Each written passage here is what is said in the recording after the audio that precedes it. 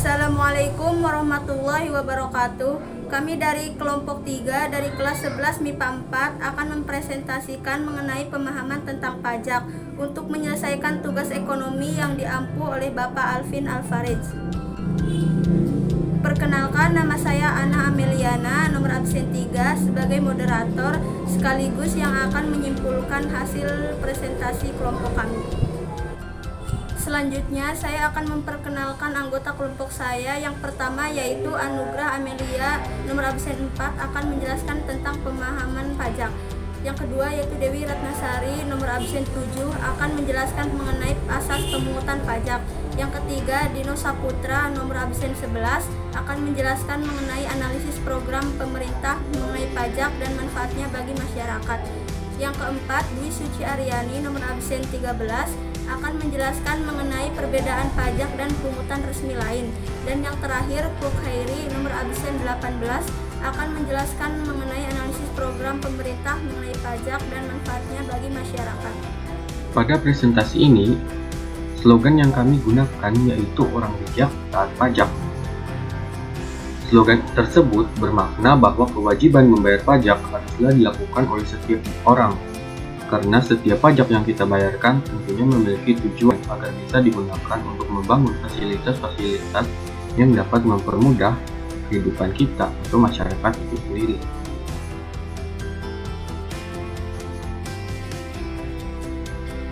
Pengertian pajak. Pajak adalah kontribusi wajib kepada negara yang terhutang oleh pribadi atau badan yang bersifat memaksa berdasarkan undang-undang dengan tidak mendapatkan imbalan secara langsung dan digunakan untuk keperluan negara bagi sebesar-besarnya kemakmuran rakyat.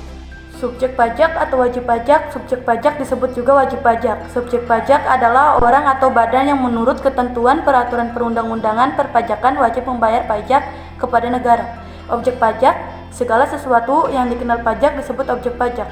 Jenis-jenis objek pajak sebagai berikut. A. Objek pajak penghasilan. 1. Penggantian atau imbalan sehubungan dengan pekerjaan atau jasa. 2. Hadiah dari undian atau pekerjaan dan penghargaan. 3. Penghasilan dari usaha atau laba usaha. 4. Keuntungan karena pembebasan utang. 5. Surplus Bank Indonesia. B. Objek pajak pertambahan nilai. 1. Penyerahan barang kena pajak atau BKP di dalam daerah pabean yang dilakukan pengusaha. 2. Impor barang kena pajak. 3. Penyerahan jasa kena pajak atau JKP di dalam daerah pabean dengan dilakukan oleh perusahaan. C. Objek pajak bumi dan bangunan. 1. Bumi, permukaan bumi atau tanah dan perairan dan tubuh bumi yang ada di pedalaman serta laut wilayah Indonesia. Contoh, sawah, ladang, kebun, tanah, pekarangan, dan tambang. 2. Bangunan, konstruksi teknik yang ditanamkan atau diletakkan secara tetap pada tanah dan atau perairan. D. Objek bea materai. 1. Dokumen yang dibuat sebagai alat untuk menerangkan mengenai suatu kejadian yang bersifat perdata. 2. Dokumen yang digunakan sebagai alat bukti di pengadilan.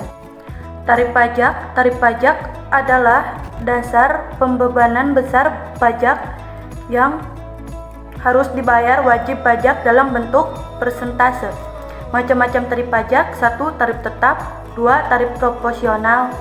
Tarif progresif yaitu tarif pajak yang persentasenya makin besar jika jumlah besar pengenaan pajak juga makin besar. Tarif pajak ini dibedakan menjadi beberapa klasifikasi sebagai berikut. 1. Tarif progresif. 2. Tarif progresif proporsional. 3. Tarif progresif degresif. 4. Tarif degresif. Fungsi pajak. A. Fungsi anggaran. Fungsi ini bermakna pajak merupakan sumber penerimaan negara untuk membiayai pengeluaran pemerintah kaitannya dengan pelayanan publik. B. Fungsi regulasi, dimaknai pajak sebagai pengatur perekonomian. C. Fungsi stabilisasi, dimaknai pajak merupakan instrumen untuk menjaga stabilitas ekonomi suatu negara. D. Fungsi redistribusi pendapatan, pajak ini digunakan untuk membiayai pelaksanaan pembangunan ekonomi dalam rangka dalam rangka meningkat dan taraf hidup rakyat.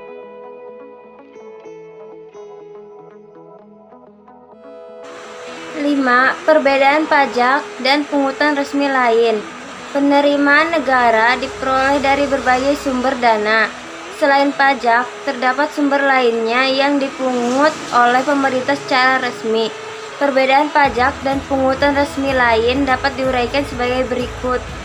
A. Dipungut berdasarkan undang-undang, sementara pungutan resmi dipungut berdasarkan peraturan pemerintah atau peraturan kepala desa. B. Pajak tidak memberikan imbalan secara langsung kepada masyarakat, sementara pungutan resmi memberikan imbalan secara langsung. C.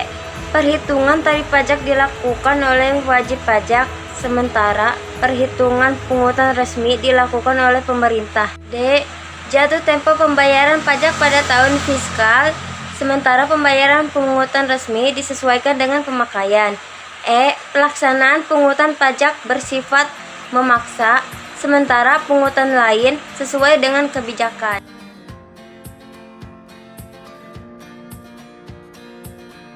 Selanjutnya, ada asas pemungutan pajak. Tujuan pemungutan pajak hanya dapat tercapai jika asas pemungutan pajak terpenuhi. Adapun asas-asas pemungutan pajak sebagai berikut. Yang pertama, ada asas keadilan atau equity. Pemungutan pajak harus bersifat adil. Artinya, pajak yang dikenakan harus sebanding dengan kemampuan wajib pajak dan manfaat yang diterima oleh wajib pajak. Pemerintah juga tidak boleh bertindak diskriminatif saat melakukan pemungutan pajak. Yang kedua, ada asas kepastian atau certainty. Pemungutan pajak tidak boleh sewenang-wenang. Artinya, pemungutan pajak harus berdasarkan undang-undang, yaitu harus adanya kejelasan, ketegasan, dan jaminan hukum. Orang yang melanggar akan dikenai sanksi sesuai ketentuan yang berlaku. Wajib pajak yang tidak membayar pajak akan dikenai sanksi hukum. Yang ketiga, ada asas kelayakan atau convenience. Pemungutan pajak hendaknya tidak memberatkan wajib pajak. Pemerintah perlu memperhatikan layak atau tidaknya seseorang dikenai pajak. Pemungutan pajak hendaknya dilakukan pada waktu yang tidak memberatkan wajib pajak. Misalnya saat wajib pajak menerima penghasilan dan hadiah undian. Dengan demikian, wajib pajak membayar pajak dengan senang hati. Yang terakhir, ada asas ekonomi. Biaya pemungutan dan pemenuhan kewajiban pajak bagi wajib pajak harus profesional. Biaya pemungutan pajak harus lebih rendah daripada beban pajak yang harus dibayar.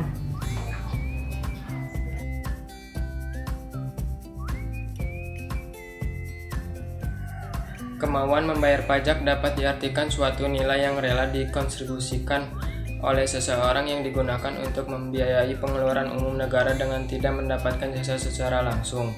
Wajib pajak yang memiliki kemauan membayar pajak akan memiliki keyakinan mengenai pentingnya membayar pajak untuk membantu menyelenggarakan pembangunan negara. Aparat pajak masih belum menyelenggarakan kegiatan sosialisasi tentang pajak secara optimal. Sosialisasi tidak hanya dapat meningkatkan pengetahuan tentang pajak yang nantinya dapat berdampak pada peningkatan kepatuhan wajib pajak itu sendiri dan menjalankan kewajiban perpajakannya. Hal ini akan memberikan rangsangan kepada wajib pajak untuk berperilaku patuh. Namun saat ini terdapat tantangan berat pada keberhasilan pengumpulan penerimaan pajak yang optimal, sebab terjadinya perlambatan perekonomian global yang mengakibatkan tantangan terhadap tingkat kapasitas negara untuk memungut pajak. Di sisi lain, pemerintah dalam hal ini Direktorat Jenderal Pajak harus memperhatikan perilaku wajib pajak. Apakah dengan diberlakukannya kebijakan ini akan mengoptimalkan kepatuhan perpajakan atau sebaliknya, dikarenakan ada kecenderungan wajib pajak merasa khawatir jika informasi keuangannya dapat diakses oleh otoritas perpajakan. Sistem self-assessment memberikan kepercayaan penuh kepada wajib pajak untuk menghitung, melaporkan, dan membayar sendiri pajak terutang. Sebuah sistem yang sangat manusiawi bila dilihat dari fleksibilitas yang diberikan kepada wajib pajak.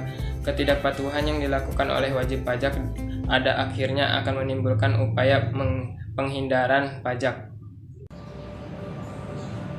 Menurut Direktur Jenderal Pajak Kementerian Keuangan, Ken Dwi Jung Yastedi, tingkat kepatuhan masyarakat Indonesia dalam membayar pajak masih relatif rendah.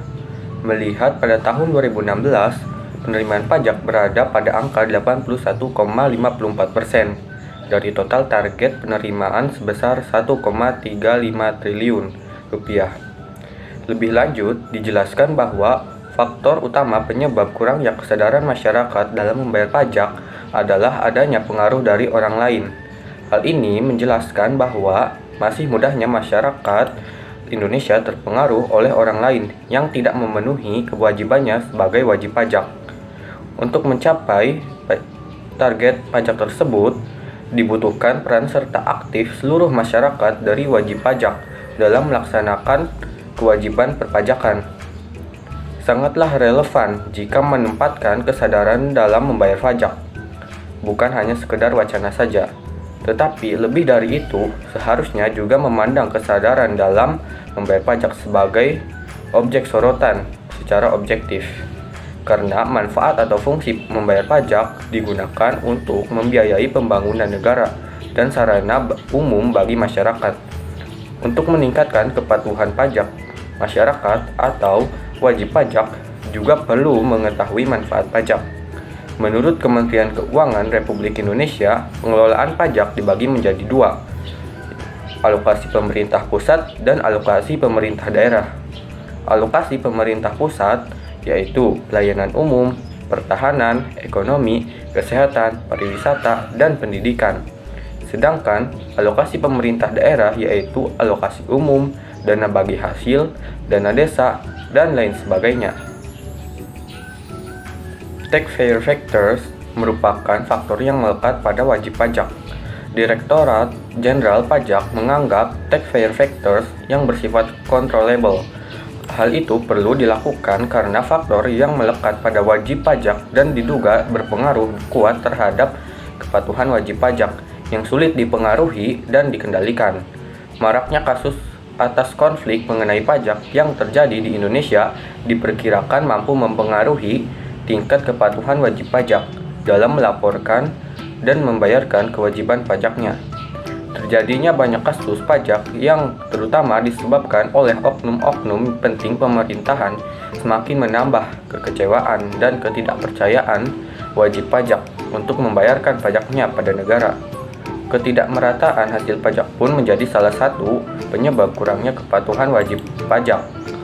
Konflik pajak yang ada membuat wajib pajak menjadi apatis terhadap program-program pemerintah dalam menggunakan pendapatan negara hasil pajak. Tidak sedikit wajib pajak yang mengambil kesimpulan dan memutuskan untuk tidak melapor dan membayar kewajiban pajaknya dengan alasan takut uang pajak mereka jatuh ke orang yang tidak bertanggung jawab.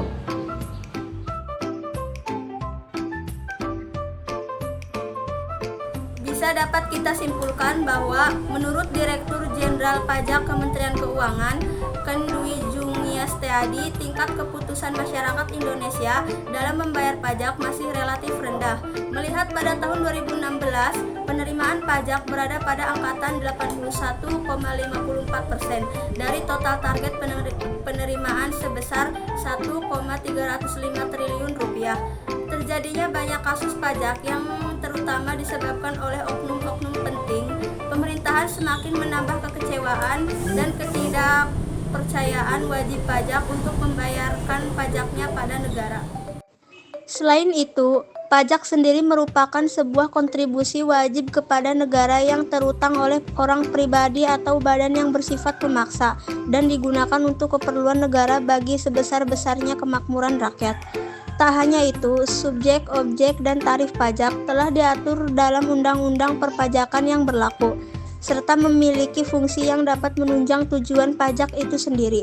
Selain pajak, terdapat juga pungutan resmi lain yang dipungut oleh pemerintah secara resmi. Namun, keduanya memiliki perbedaan yang meskipun keduanya sama-sama merupakan sumber penerimaan negara. Asas pungutan pajak diantaranya 1. Asas keadilan, 2. Asas kepastian, 3. Asas kelayakan, dan 4. Asas ekonomi. Keempat, asas tersebut wajib terpenuhi, karena tujuan pemungutan pajak hanya dapat dicapai jika asas pemungutan pajak terpenuhi.